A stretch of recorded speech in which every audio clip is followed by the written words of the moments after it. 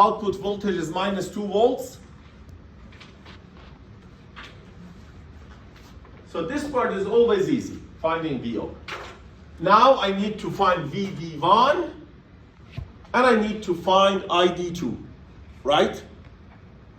VD1, the total voltage is 2 volts or minus 2 volts.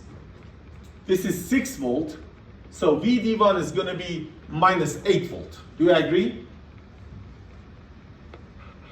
Well, it is less than 0, so you don't need to test anything. It's already negative. How about ID1? Well, there is a circuit going on. Do you see that loop? That you need to find ID1 or ID2, whatever. Let me. Did you scroll down too much? No, let me make sure it's here. Yeah. So, write the KVL plus 2 plus 2 plus RID1 plus VI is equal to 0. So ID2 is minus VI plus 2, and this has to be positive, right? That means VI should be less than minus 2 volts. So minus and minus should be positive. So this is VI less than minus 2 volt. So for VI less than minus 2 volt, output is minus 2. We are in the off-on. On-off is going to be similar.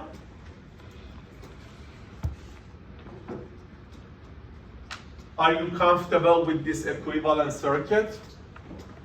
Now D1 is on, and I begged you to put ID1 with the correct polarity.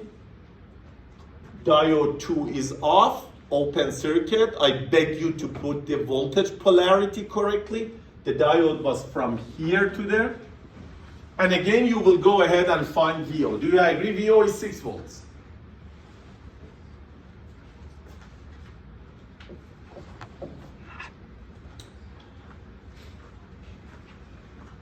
VD2 plus 2 plus 6 is 0. Is that clear? VD2, let me write it. Plus 2 plus 6 is 0. VD2 is minus 8. This is a KVL in this loop. Boom. This way. Well, it is negative, so it already satisfied the test. Let's find IV1. Do you agree that the circuit analysis aspects of these problems are very trivial? And that's always the case. Rarely you need to find a two-loop circuit. VI minus 6 divided by this resistor is going to be ID1. ID1 has to be positive because the diode is assumed to be on. That means VI greater than 6.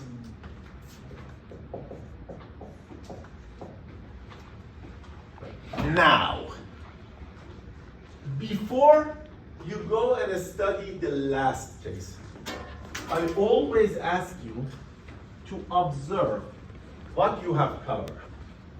I have covered less than minus 2, from minus infinity to minus 2. Minus 2 to 6. 6 to infinity.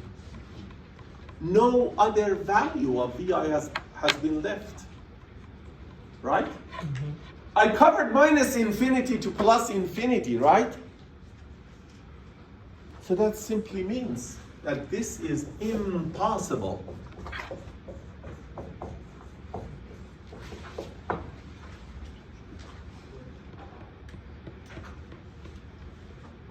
Because I already covered all the values. So the case is true.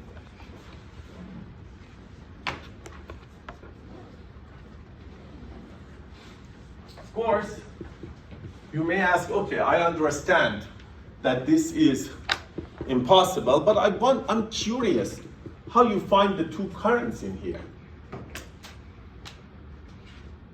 Well, we call that indeterminate. We cannot find it. In general,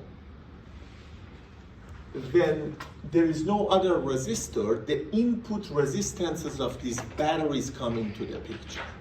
So essentially, you have a resistor here and a resistor there.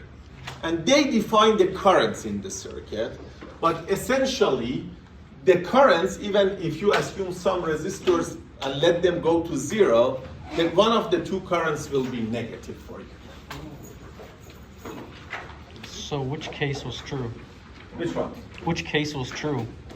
Well, that's a very good question. The question was that, which case is true? Well, we said there is only one true case when I assign the value of all voltages. I am not. I'm allowing this VI to go from minus infinity to infinity. In other words, I am solving infinite problems. Got you. Right? Minus 100,000, minus 900,000, minus 9, minus 7, minus 2.